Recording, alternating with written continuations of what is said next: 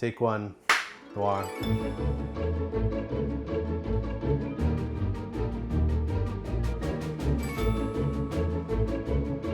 Hey, so today we're back on film. We're going to talk about Battery Row, a noir film that I made in 2010. I think there were about 10 actors in it. What I want to do today is watch the movie. It's 24 minutes long, but I want to go through the film, watch it with you, and I'll stop and show you little tips and tricks, little stories that happen, things that were crazy. Tell you a little bit about noir itself and what I learned trying to make this film. So really what happened was I started with my first film, which was Game Face, and that was a film that was kind of a romantic comedy. And then after that, someone said, you know what, you should try making a horror film, because when you don't have any big actors in your film, it's nice to have a horror film because then it rests on the merits of the horror. So I started writing a script for a movie called 11. And in 11, there is a series of these old 8mm films that are kind of avant-garde style that are in the story. And so I thought I should try making some avant-garde films so that I know what I'm doing when I finally make 11. We'll have some good avant-garde films in there. And I ended up making about 10 avant-garde films. They're shorts. So as I was going through all these black and white movies of avant-garde style, I decided to start getting a little bit into noir. And then I started thinking, you know what, I kind of like noir films. I'm going to really study up on them and see what I can find. These films were made in the 40s in America, and later on they got packaged together and given to France.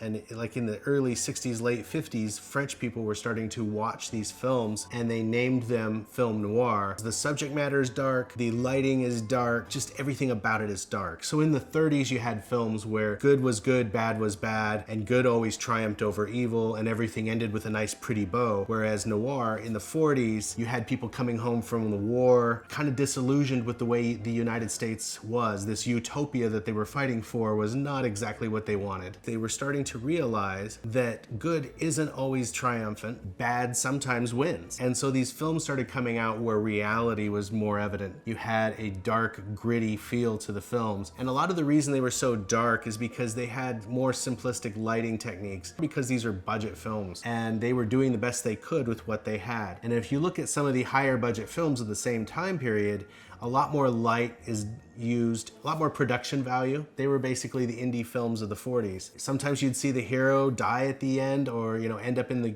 gas chamber. He fell for the wrong girl and she led him down a road that just ended him. So it wasn't the happy endings of the 30s, just a very different type of feeling to fit a very different type of audience at that time. Then of course when the French got them 20 years later, they were like, wow, this is really cool, we like this. So I'm just gonna go ahead and start playing this movie and then I'll talk about it as I go.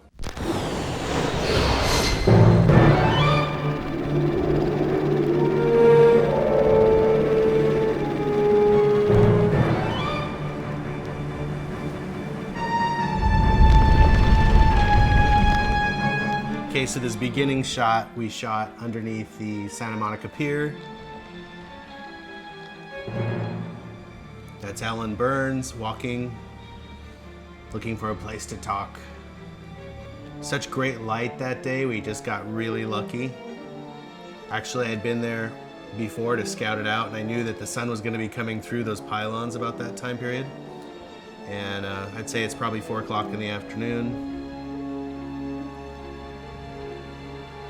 Music is by Brooke DeRosa. It's a fantastic score.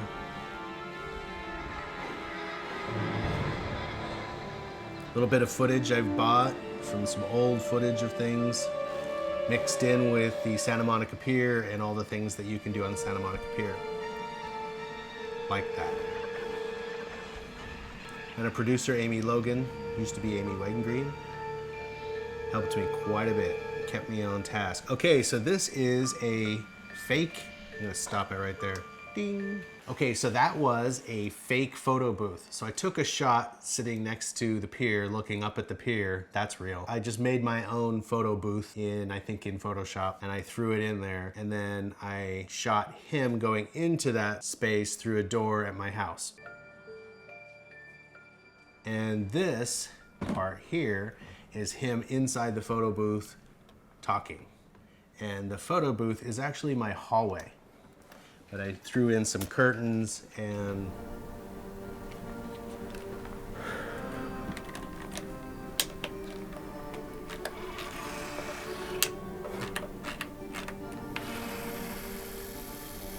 I'll never forget old what's her name.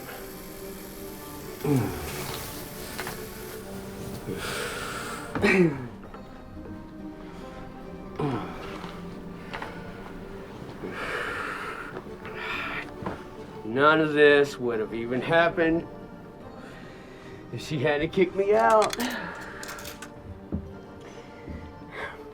Our son, Carrie, was only 2 years old at the time, so all the money I made from then on went to keeping that little boy alive and happy. So this is Alan Burns. He's an actor I met when I was auditioning for Game Face. He was also in Apocalyptic Playground. If you listen carefully, at the end of String of Pearls, his voice is Faith's agent. So I've always enjoyed working with him. He brings it all the way, especially when we did Apocalyptic Playground. This guy gets really dirty. Actually, he gets really dirty in this movie too, just physically beat up.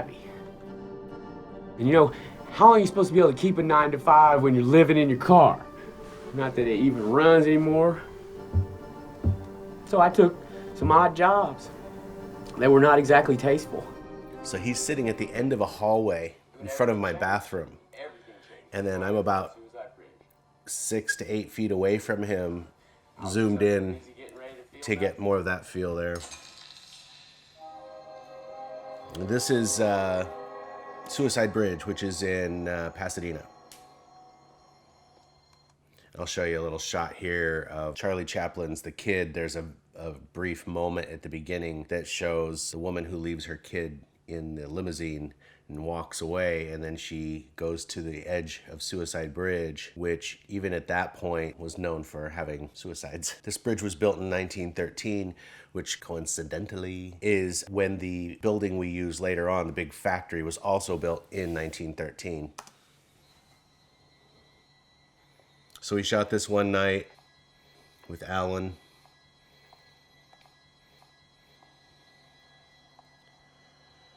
This is Brendan Bradley, another great actor, and we shot these separately, different nights. And then Brendan, when we shot with Brendan, we also shot with Carly Jones, and Alan wasn't there that night. So sorry I'm late. We didn't get out of Bible studies just about 20 minutes ago.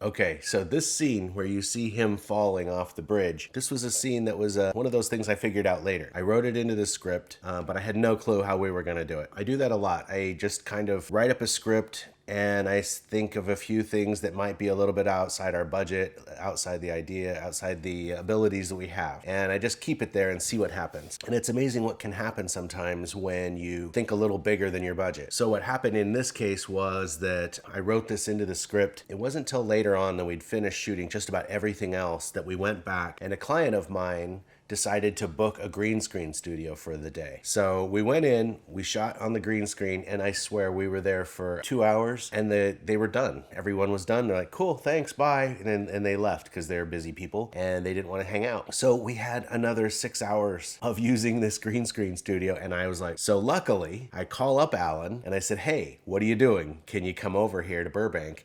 And he flew over to Burbank, man, and next thing you know, we're shooting a bunch of green screen stuff.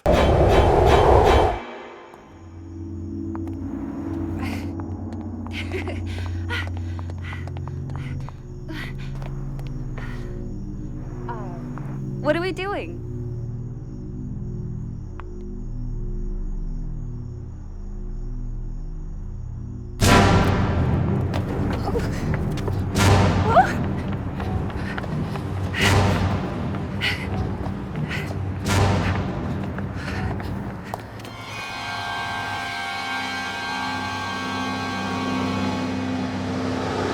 Talk a little bit about the music. I worked with someone named Brooke DeRosa. She had a sensibility for like rock and roll all the way through to opera. And I said the words Bernard Herrmann, and she was like, yes, that's it. That's what we need. We both love this guy. He did Citizen Kane, Taxi Driver, Magnificent Ambersons. The guy did so much noir. We used that kind of as a basis so that we knew that we were both talking about the same kind of music. And that's what you hear here is her channeling a little bit of Bernard Herrmann in her own way. I love what she did here. It's an amazing thing, and considering this is just a short film, the music is amazing to me. I would buy the soundtrack.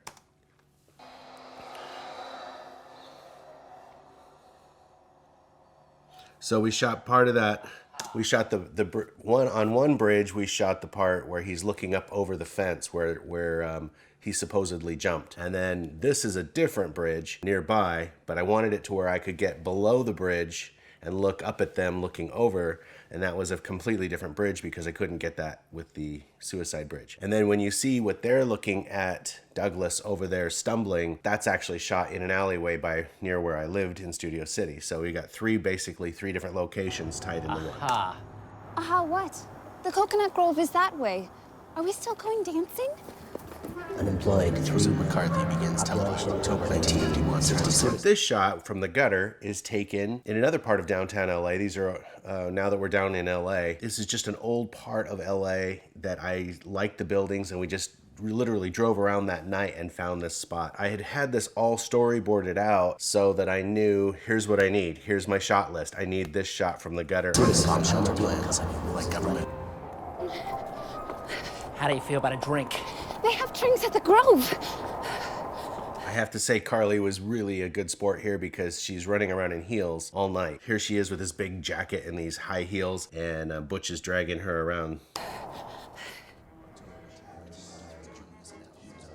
Again, this is Santa Monica, where he's walking in front of the bars, and the bar is back in Studio City in my living room. Yeah, because... And this is...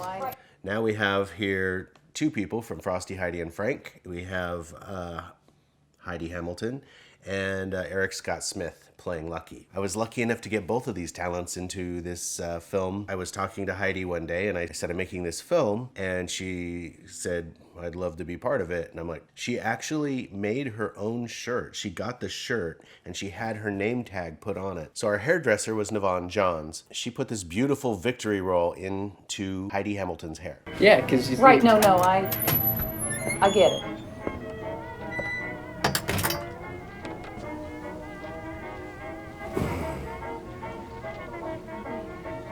Rough night, cowboy. Like a reversible sandpaper jacket.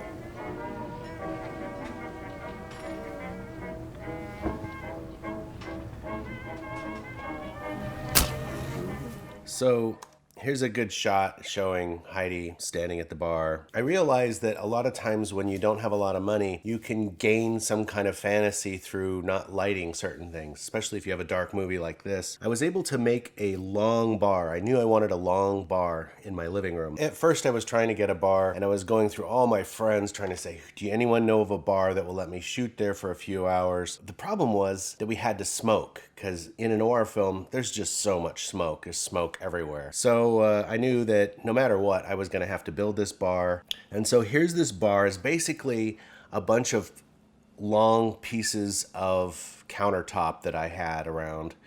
And I just extended it and I covered it, or I made it look like it was one long thing. And you just don't focus on the parts of your bar that you don't want people to see, because their mind fills out the rest of the bar. It fills out the rest of the details.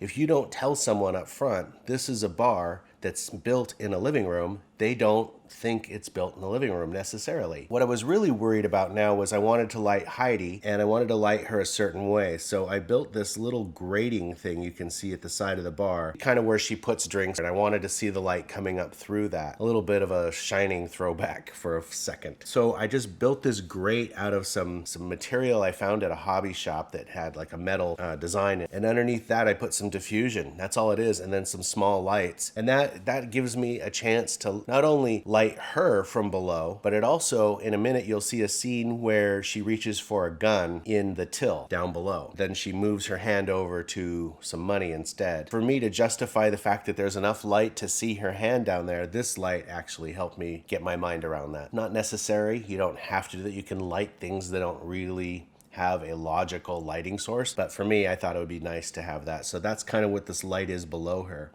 and you'll see later. So she is now talking to Douglas.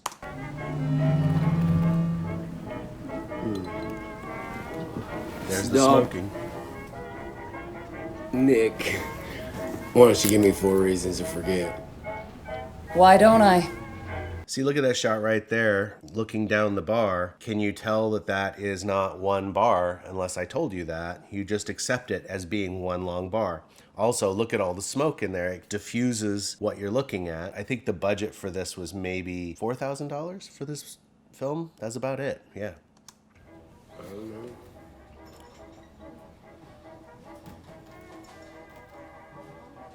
And it helps when you have an actor who smokes.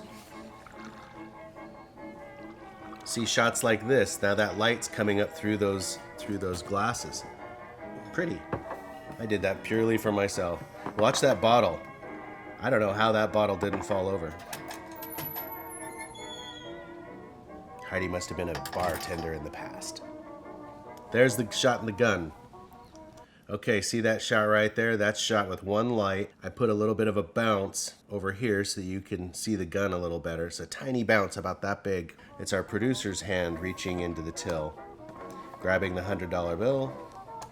This is another thing too, when you're making a film small like this and you're kind of doing everything yourself, you have to give yourself a list of things to get done or you will forget, or have a really good producer like I did who helps me not forget things. I don't walk around with $100 bills in my pocket too often. So I had to go to the bank especially just to get that $100 bill, and I wanted it to be really crisp just for the fun of the scene. She's doing a payoff here. So I had to remember to go get that $100 bill. I have been on sets where people have forgotten major props, and then they're like, here we are in the middle of the scene, and like, oh, by the way, we need this, and we don't have it. It's good to make yourself a list, and it's good for you to draw things out. Even if you can't draw very well, draw out your scene. And what that does is it shows you, oh, look, I'm trying to sit 20 people into 4 people's seats. There's no way this is going to happen. Or it just brings the logic back into the fantasy of your film, allows you to troubleshoot things before they become a big expensive problem. Once you've got everyone on set, your problems become expensive because now you've got a makeup artist, you've got a sound guy, you've got all of these people sitting around waiting for you to start shooting. And if you forgot a prop, everyone's now sitting there wasting time because now someone has to run out and get the prop. When you're doing low budget, isn't that what it's about? Time and money, right? Okay, in walk Brendan Bradley and Carly Jones.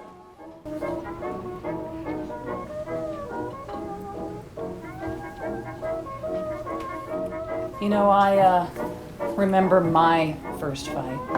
Wallace versus Chavez. Chavez goes down to 6. Kind of what was going on here in this scene, and you'll see how the jacket shows where everybody's at. So, you know, he just took off her jacket for her, put it over here, very gentlemanly. This is, you know, the old time period. And then you'll see what happens later on if you're careful and you're watching. Name's Lucky. There's the $100 bill. She's paying off the hood, Brendan.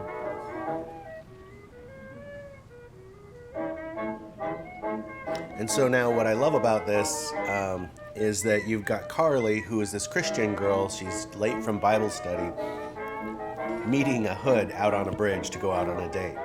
And here she is already making eyes at Lucky, who's making eyes back. And to the clock. Is that right? It is that right. Well, I got a radio right back here, and they're gonna announce it any minute, smart guy. So, name your horse. Who's gonna win? What's that blonde Irish fellow? McShane. That blonde Irish fella, McShane. I just said that. I'll tell you what, you're right. Yours is on the house, cowboy.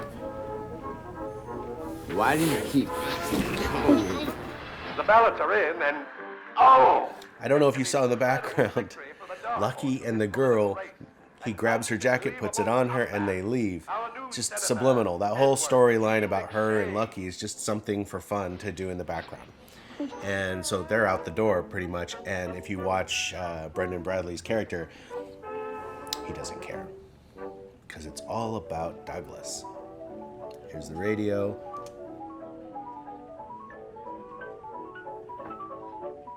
So now we know that Douglas can see the future because he just foresaw that McShane won the political competition. And luckily, I met this actor at another shoot who did the voice for that, and he had the perfect voice for what I wanted.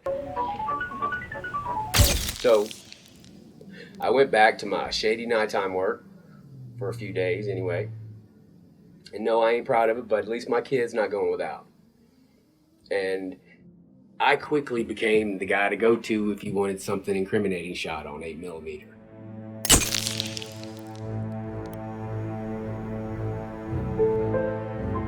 There's Brendan Bradley waiting by this car. Hey there, friend. You got a... This is a 1969 Plymouth Barracuda, luckily loaned to us by Jonathan Shelton, and love this car, love the sound of it, loved everything about it. It's so cool. You'll see other things we used. What we did, we cut out around it and did the rear projection stuff. We'll see that in a minute. Here's a couple shots of us working on this scene. You got a light? Sure.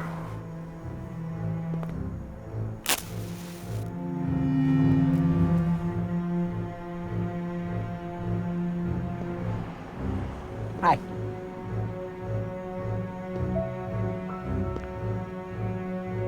I like you. Douglas. Douglas. Butch. Hey, Butch. You don't talk much. Never learned much listening to myself. Ever hear of a man named Lawrence Battery? I've set up a meeting with you and Mr. Battery. Seems your talents could be useful to him. Might be mutually beneficial, too. Right now, If you got a minute. seems that I do.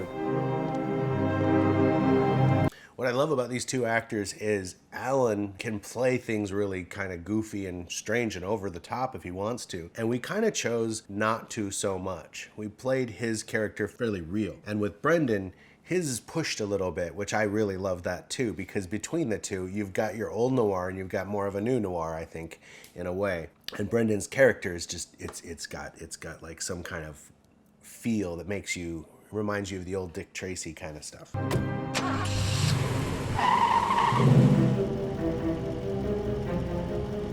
All right, here's the shot of the car, and I just literally stuck the camera right down in front of the car and got a full wide shot of the car, lit it. We've got the guys in there, and I just told them, okay, here, you're sitting. Now, Douglas, you're gonna be thinking, and we're gonna hear your thoughts. Then we had our producer push a light, just keep strolling that light past him. You know, like when you're on the street and the lights kind of go by you.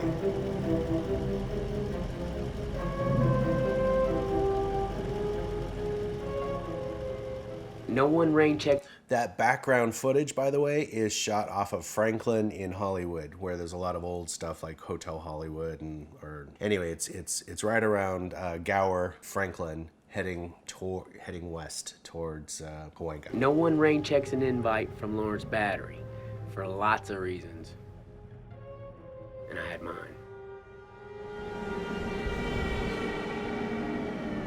My fun compositing.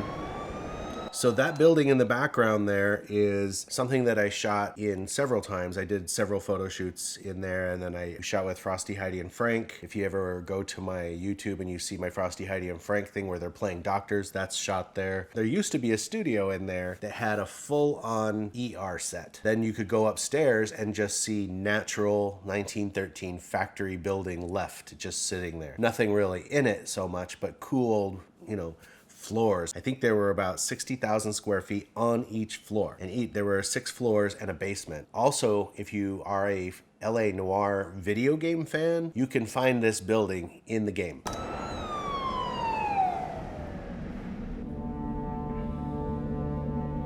All right. Here's one thing I love about making films, and that is you could be working on another film and you meet somebody who's an actor or a sound guy or whatever, a DP. Later on, that person comes to mind when you're making another film. So I made something called Resurrection of Sirius Rogers with the director Angelo Bell. And when I was shooting one of those scenes, there's just a very quick shot of a guy who's been killed and he's laying in this hallway bloody. And I met Jaime Alvarez, but I always remembered I want to work with this guy again. There's something about him I really like. Here he is now in Battery Row, playing Eddie. And then one of my favorite actresses of all time, Sadia Rashid. It's time we did our business. There's Jaime That's it. and Sadia. You know I can't let you be on this floor. No. We had a deal. Trade. An arrangement. It's for your own good. Battery ain't gonna let you just waltz in there and deliver the goods straight to him. There's a chain of command. Where's the stuff? You know, like. Now that was pre-gimbal for me, and I had a dolly, but I didn't use a dolly on that shot, I don't think. That was all just literally handheld, which is why it's a little bumpy. And you know, we'll get away with it a little bit. If you've seen some early noir films, you'll see that their budgets weren't much better than mine. And they had a lot of bumpy shots too, and it was just kind of rough. And that was kind of the cool side of it. So there were times when I could have done things even better than I did, but I didn't want to. I really wanted this to just be gritty and bumpy, especially on the stairwell later on. I can tell you that.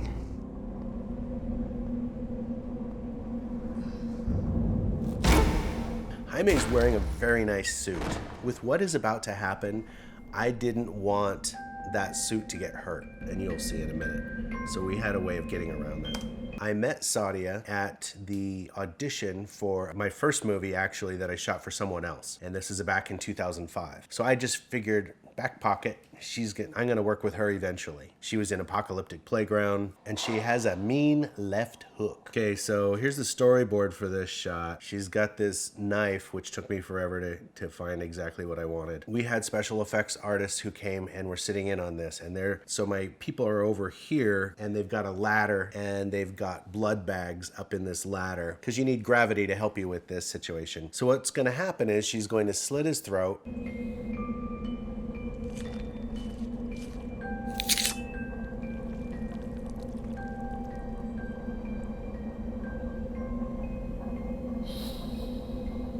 Okay, two things here. If you watched my video on String of Pearls, you'll understand that when I work with an actor, I usually go through their list of skills. I have been to karaoke with Sadia, and I have heard this girl saying she can sing. And I just thought, so when she kills people, I'm gonna have her sing to them. Just a little trademark. I think it's a fun thing to do is when you work with actors, try to see what else they can do. Because if you find these people's skills and you use them, it helps them build a character. Plus it's something they're good at, and it adds a little flavor to the scene. I mean, she could have just killed this guy and let it go. But the fun part of this is the singing and the bloodletting, of course. Hush, little baby, don't say a word. Mama's gonna buy you a mockingbird. And if that Okay, so you see how the blood is coming out and it's coming towards him? So in reality, if this were to really happen, there would be blood all down the front of him, right? Because he's laying on the ground and the blood's just seeping. We didn't want this to hurt his suit. So they built a little dam that you cannot see. It's underneath his shoulder there, and it just kind of keeps the blood going that way. Because, you know, how do you control blood? But this actually worked really well. I chose this part of the floor for that crack in the floor right there. The whole design was perfect for me.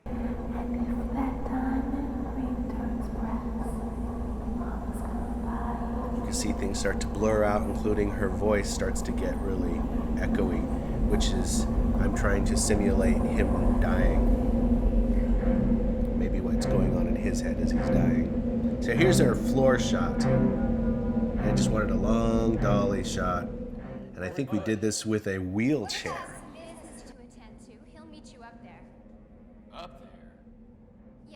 Yeah, we did this with a wheelchair, and I had the camera real low. This is one of my, I love this shot so much. It's just purely about graphic design right there.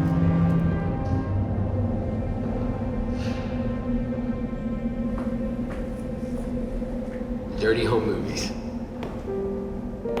Hey, I was thinking maybe later, if you're not doing anything, we could, what? Are you holding out for that 3-bit hood? What's his name? Philip? It is Philip. You guys had a little weekend get out of towner, huh? How do you know that? Well, how did I know that you're gonna have a baby in 7.5 months? I think you should name her after me too. Douglas. Noir is not a genre. Noir is a style. A genre could be Western, it could be a love story romance, it could be a comedy. You can have those genres and still mix in noir. Maybe we should actually name the baby Curtis, because that's more of a cross-gender thing. Way more tomorrow, don't you think? It's a girl.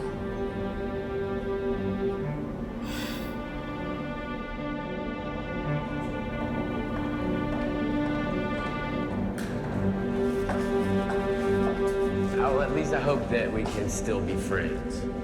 This is as far as I go. That's not what I heard. Just head up those stairs and there'll be a door to the roof. Building F is about 60 feet in front of that. Okay, thanks. I always love in old noir films too where a guy's usually hitting on a girl and they're always trying to weasel some girl into something they don't want to do. But it's all about the talk. It's all about insinuation.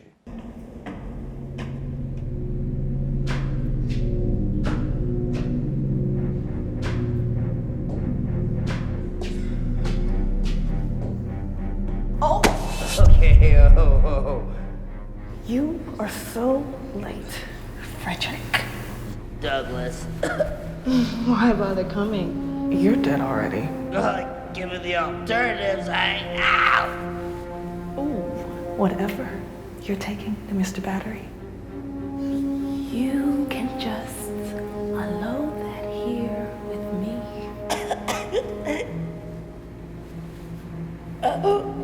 Oh, hey.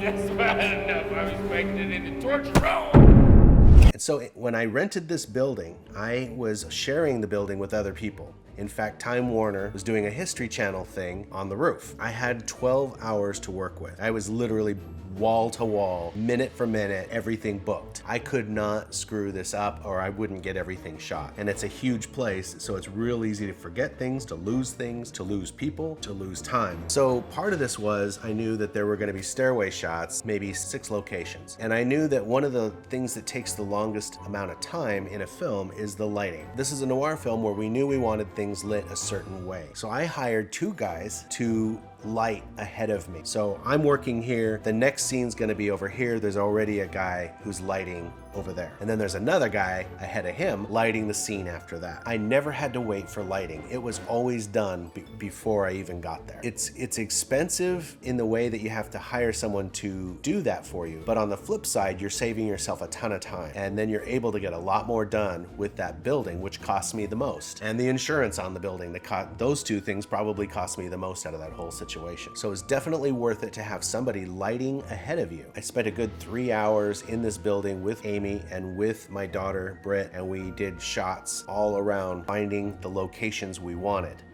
And one location that ends up at the end here is this big interrogation scene. That's brutal. I found the room on the roof that I really wanted and I had it lit, I had it figured out. I was like, okay, this is exactly how I want this to be. I literally took the room and figured out where everyone was gonna be, where my lights were gonna be, where camera was gonna be. Everything was figured out before we got there because I knew time was of the essence. Guess what happens? I get there the night of and they tell me, sorry, we ended up switching you out of that room because Time Warner wanted it. What? Now I have to rethink things. Here I spent all this time figuring out how to use that one room. It had 2 big windows, the light, I had it all. I was in love with that scene. Now I can't use it.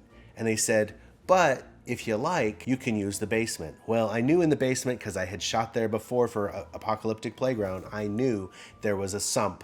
It was like a big square hole in the ground. And I knew that it had a nice stairway down into it. It was just evil. It was like, that's where someone would get interrogated. I was a little bummed that Time Warner took precedence over me, that they got to push me out of my spot, but in the long run, it worked out way better. I had to rethink the lighting and I had to get a guy down there figuring it out right away.